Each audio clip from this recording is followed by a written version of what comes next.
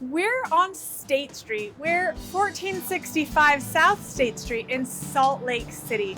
And we're heading to Mahadir, Ethiopian Market and Restaurant. Now, they're closed temporarily for dine-in, but they're gonna let us inside. We're gonna talk about COVID. We're also gonna highlight amazing food that you can get to go. You ready to mask up? I'm taking you inside.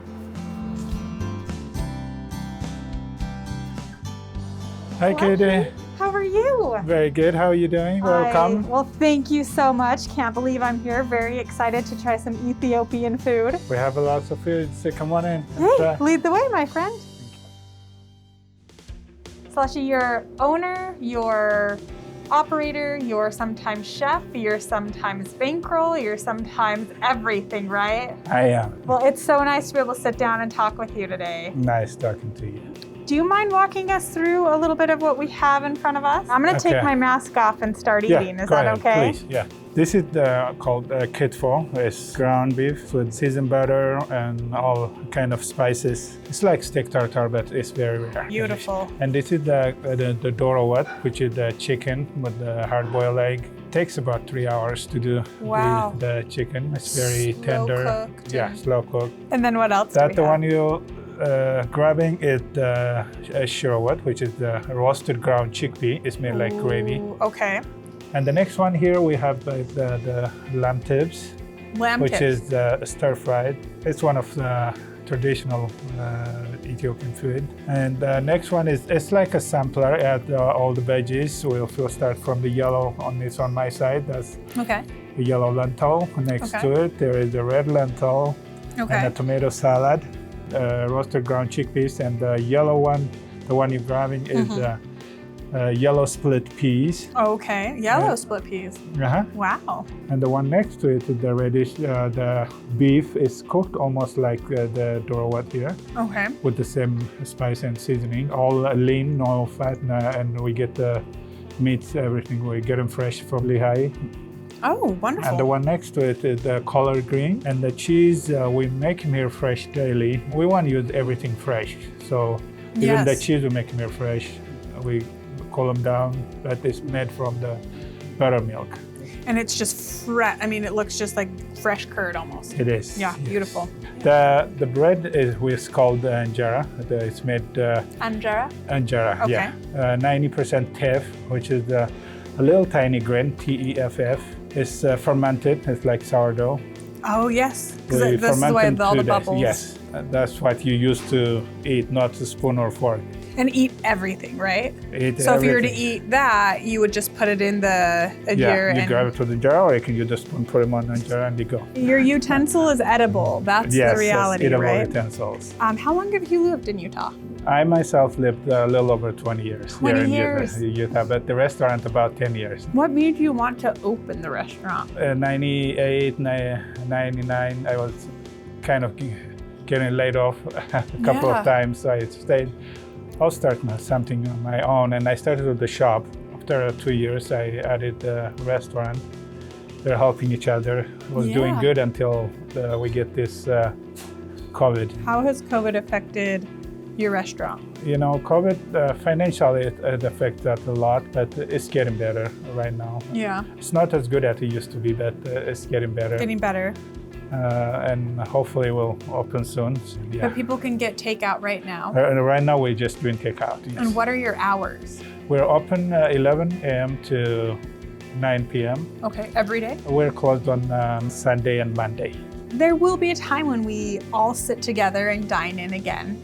And you've sort of dressed the table lovely with these nectars, and these are from Egypt. We have the yellow one here is the mango nectar. Okay. We have the blueberry here, and we have pomegranate and the guava nectar here. Beautiful. It tastes so fresh and Thank you. So good. This has just been such a treat, such a beautiful story, and I could stay here and eat with my hands forever, but I would love to see something prepared in the kitchen. Is that possible? Sure, yeah. Introduce us to the lovely lady making the hanjer. Her name is Goy. She's the expert on this. Now I noticed nothing goes down on these hot plates. There's no oil or anything like that. No oil. No oil, no sugar, no salt. It's just fermented dough. And this is the fermented dough over here in that vat. Yes, it's a fermented dough. It's fermented first, very thick, one day. And the next day we add water, we thin it down and it stays another night. And you're only cooking it on one side? Yes, we don't flip it over. That's why it still has the bubbles. The bubble. If you flip it over, it may lose those bubbles. You know, it will be flat. You're cooking it kind of two ways. It looks like you're cooking it with the heat, but then also with the steam. With the steam, of course, yes. How many of these do you think you go through a day? Like weekdays, on a busy day, yeah. On a busy day, about 200. 200. Because we sell them on the rest and shop here too. Oh, no way! People can come here and buy these. Oh yeah, we sell more in the shop than in the restaurant. It's fascinating to watch this process as well because she is still adding water. She's making it to the consistency. She watch them how thick it is, and she can add or. She starts on the outside, and then. It's hard to do things when people are watching, you know. Oh, I mean, always, right? It's she's good. She's amazing. Well, this is just beautiful, and I could watch it forever because it is really like artwork. But I would also love to just see, go into the kitchen and see one of these. Sure, let me see how busy she is, and I will clear everything. Perfect. And I will go. Okay. You'll go in the kitchen. I'll just hang out here and watch for a little longer.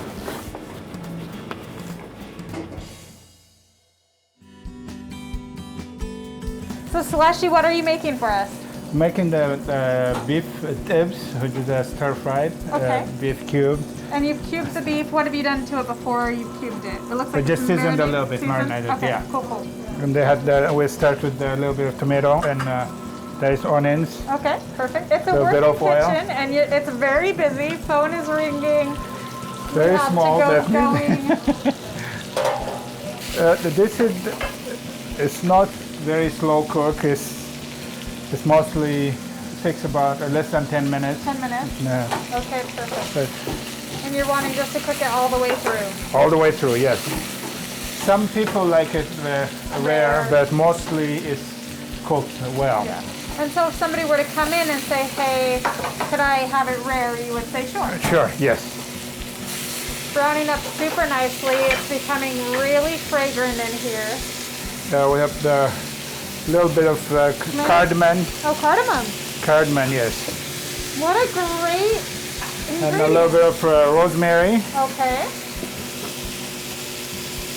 And at the end we'll have a little bit of jalapeno and spice powder. It's almost done. I can smell the cardamom. It's beautiful. Cardamom is very, very good Yeah, spice, and we can use them almost on everything. You've got the jalapeno. Jalapeno sauce. You've got traditionally, we'll just dump the meat on bread. Yeah. So we'll soak the spice and it will be in the bread. Yum. It'll be a little soggy, but it's very, very good. That's it has what all you the want, spices right? in it. Yes. Now we turn it off. Okay. And we add a little bit of the seasoned butter. Oh, a little seasoned butter. Yum. This seasoned butter, we season them here and we melt them. Melt it. Purify them. So is it ghee? Is it clarified or? Yeah, it's clarified. We clarify them. Okay. It'll be like this. Clarified butter is delicious. Oh. And that's it. I mean, this is best eaten fresh right now. Don't let it get cold. Look, okay. Done. This has been amazing, Slushy. Thank you so much. Very happy to have you here. Hey. Thank you. It's been a joy.